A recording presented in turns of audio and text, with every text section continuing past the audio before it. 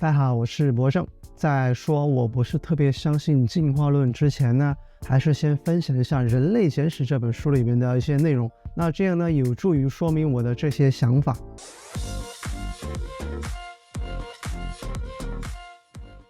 人类之所以能站在食物链的顶端呢，就是凭空的创造了一些概念。那随着这些概念逐步的演化呢，就演化成了文化。那所以呢，人们呢就在潜移默化当中去遵守这些概念和文化，从而呢推动了人类的发展。按照我对书中内容的理解，人类之所以能够站在食物链的顶端呢，就是由于人类呢凭空的创造了一些概念这些概念呢再由转变成了文化。那所以呢，人们呢潜移默化的遵守这些概念和文化从而呢达到一些既定的目的，所以呢也就推动了人类的发展。这样说呢可能有点空洞，那这里举个例子比如说这个在人类还是光屁股满山跑的时候呢，那个时候呢是谈不上什么文化的每天呢就是为了满足最基本的生理需求比如说捕食啦、休息啦躲避天敌啦，那个时候是根本谈不上任何文化以及文化的产物的。随着时间的推移，早期的人类发现可以用打猎这种方式来获取食物，那再也不用天天吃素了，所以呢大家就组织起来呢一起去打猎。那这个最早期的个组织起来去打猎呢，这就是最原始一种合作关系。那他们一同去打猎这个事情呢，也就是共同的目标。那在他们打完猎以后所有的食物都是平分共享的。那所以呢，人们呢就开始用这个火来烤制这个食物，发现这个烤过以后的这个肉类非常的可口所以呢，人们呢就开始思考怎么样去生活，怎么样烤制食物。随着打猎技术的逐步娴熟获取到的食物也越来越多了，那这个人口呢也就越来越多了。那人们呢就觉得这个背后好像有一个神明在保佑他们不然的话怎么会发展这么好呢人口越来越多呢所以呢，他们在烤制食物的时候就是那个火堆一边烤制食物，就一边围着这个火堆跳舞。那脑海里面呢，就想象这个神明的样子，那以此呢来感谢这个神明对于他们的保佑。那同时呢，也希望神明能够赐予他们力量。所以呢，文化和概念就这样一步一步的被创造出来了。那人们呢，自此呢，心中有了这个神明的概念，有了打猎的概念，有了食物经过炙烤以后会更加可口的概念有了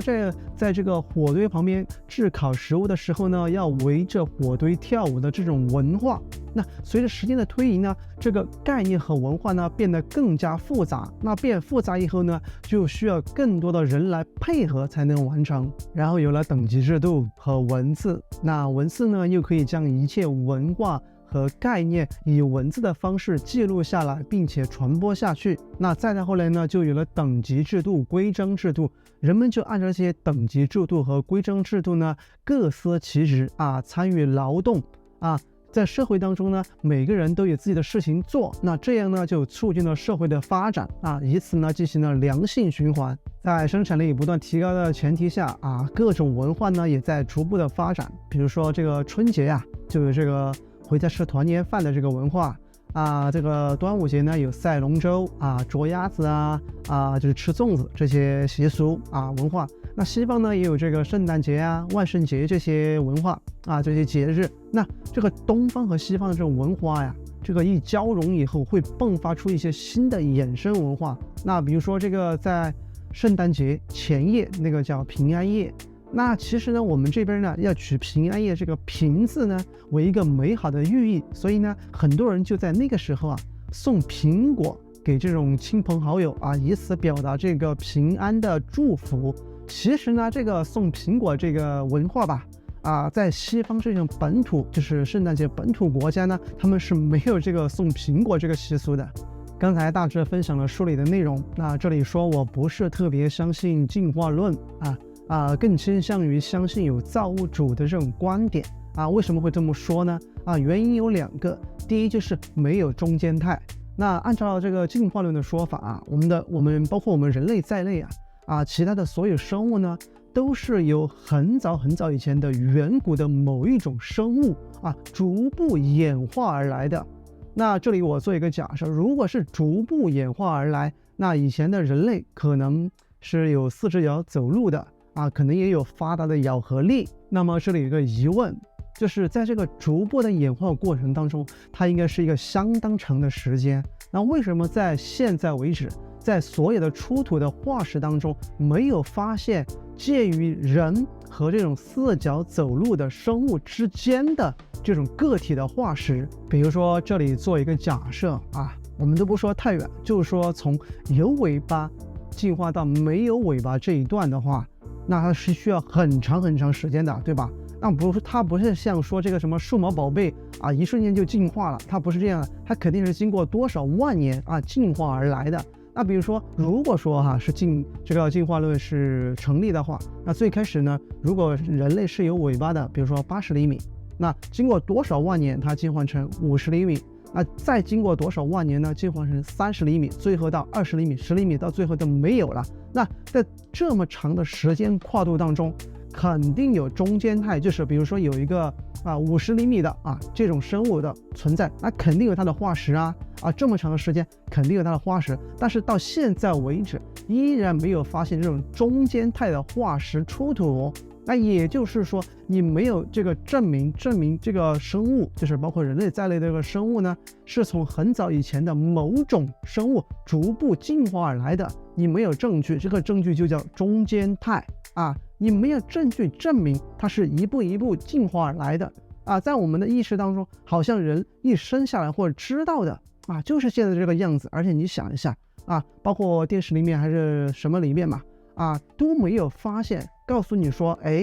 有一个确的化石，你看它人类那个时候是50厘米的尾巴再往前是80厘米再往前又是怎么样的，没有发现，对吧这是其一。第二就是人类的进化呀，貌似不太符合这个自力原则和自然选择。那怎么说呢？